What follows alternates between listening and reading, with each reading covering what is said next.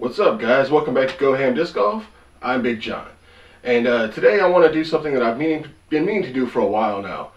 It's been a few months since I did my in the bag video, and I just want to give you guys an update or a recap of what's going on with my bag.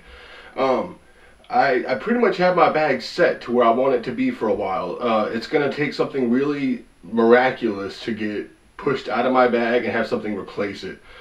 Some kind of disc is just going to have to blow me away to work itself in there right now. And that's why I want to do another in the bag video now, because it's so set up, because I'm so confident in everything that I have in there. So I'm going to go through it with you guys and show you guys what I have.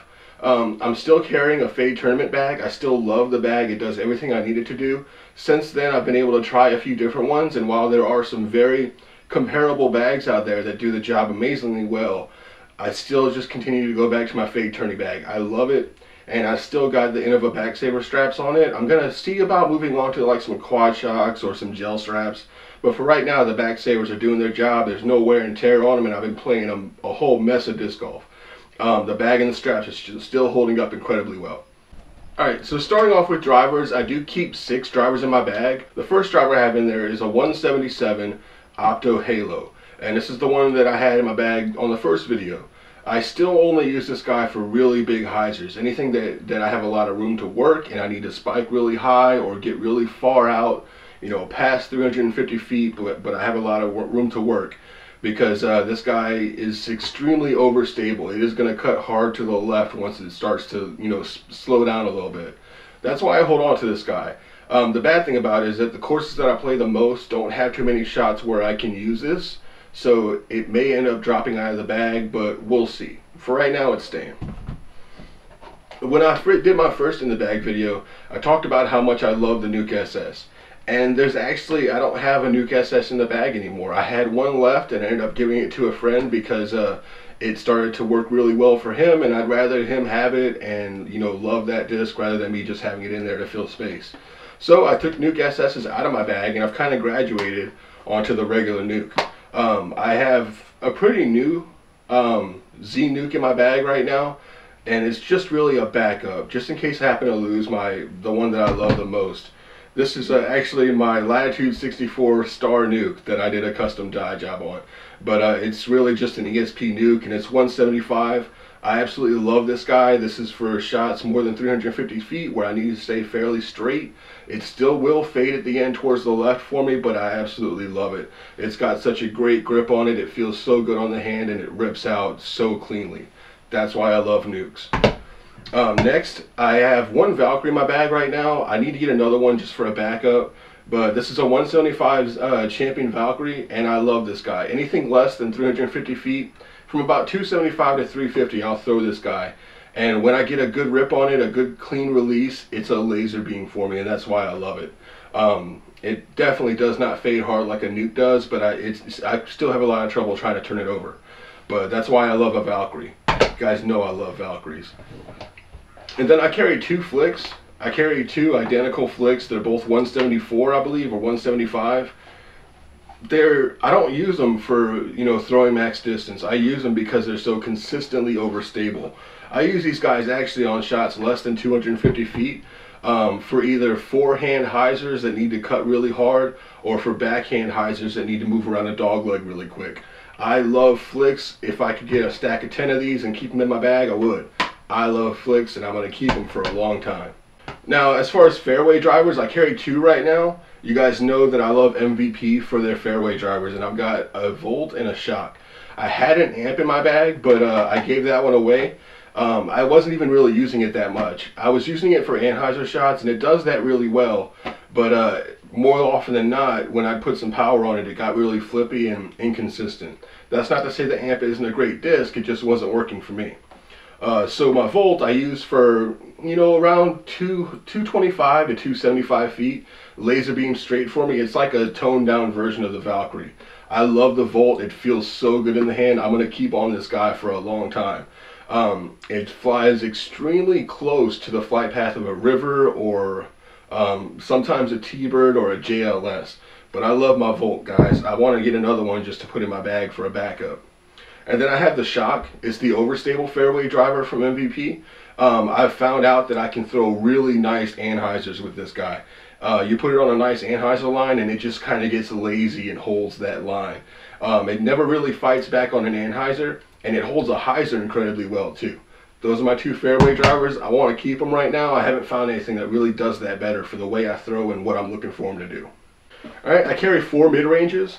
I'll start off with my overstable mid-range, and that's the Vibram Obex. It's the same one from the original video.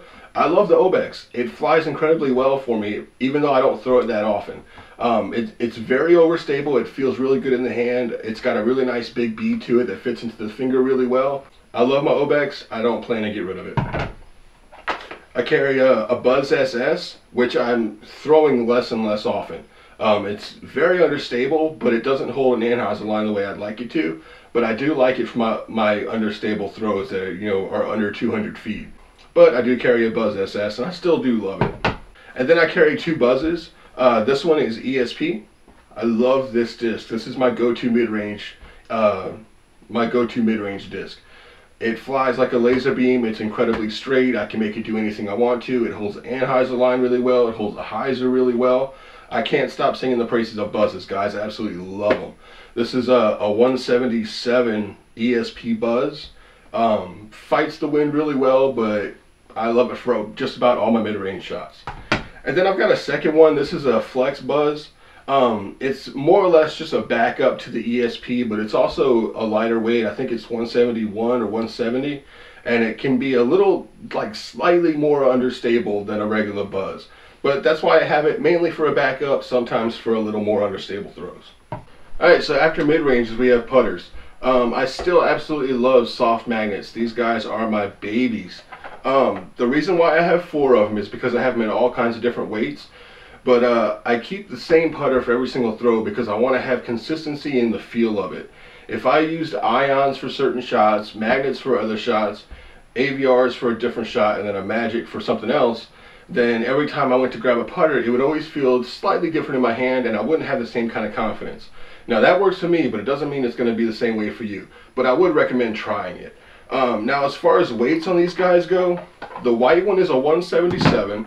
The dyed one is a 172, the purple stamp is a 168, and the gold stamp is a 163. Now, the reason I have them in those 4 different weights is because the heavier weights are going to be overstable and the lighter weights are going to be gradually more understable. That way I don't have to go looking for different discs. I can keep that same feel of consistency in them, but still, be able to hit certain shots, different shots with the same kind of disc. The other advantage to having 4 of the same mold putters in your bag is that when you practice putt, whether you go out to the course or you have a basket at home like this guy, that it's going to continue with that same confidence. You're going to have 4 of the same mold. They're going to feel the same way every time you throw it, and that's just so great to me. It's a great advantage to me to be able to do that. So if you do love a certain putter and you don't already have a few of them, I would say try picking up a few just for practice putting and to keep that confidence going. And if you're not sure about what putter works for you best yet, when you get to that point and you fixate on a certain putter and you say, look, this is the putter I love inside the circle, I absolutely love this guy, get a few of them. You don't want to have one putter that works best for you and you're kind of stuck, because if you go out to the course and you're about to play a very important round, you're about to play in a tournament, you're about to play in leagues, even if you're about to go play a casual round, you always want to hit a few minutes of putting if you can't get a full hour of putting in a day. And when you do that, you don't want to throw your putt, go back, throw your putt, pick it up, throw your putt again. You want to give yourself a chance to be consistent on things. So get 2, 3, 4, 10 of them. That way you've got you're setting yourself up for success. You grab 4 of these putters, stand there, throw them all. You can figure out what's going on. It gives you a better chance to work on what you're doing when you're putting. And as we all know, putting is the most important part of disc golf, at least in my opinion. Maybe I shouldn't say we all know that, but in my opinion, having an amazing putting game can fix your game in all kinds of ways. You can drive for 600 feet and be accurate as all heck, but if you can't hit a putt from inside 30 feet, then there's really no point to you being able to drive that far and that accurate. So that's good. That's my in the bag, guys, with a side step of make sure you know how to putt. But just that's it, guys. If you have any questions about anything I throw, let me know. If you think I'm silly for throwing something in here, let me know about that too. You know, just give me some feedback, guys. What do you think about it? And don't forget that the current giveaway is this Innova Skill Shot basket. You still have a little while to enter into it. I think I'm going to be ending that giveaway sometime next week. So if you know anybody that hasn't entered into it yet, make sure you let them know to get on it, get it done. And that's going to be it for today, guys. So I will see you tomorrow. Don't forget to go ham.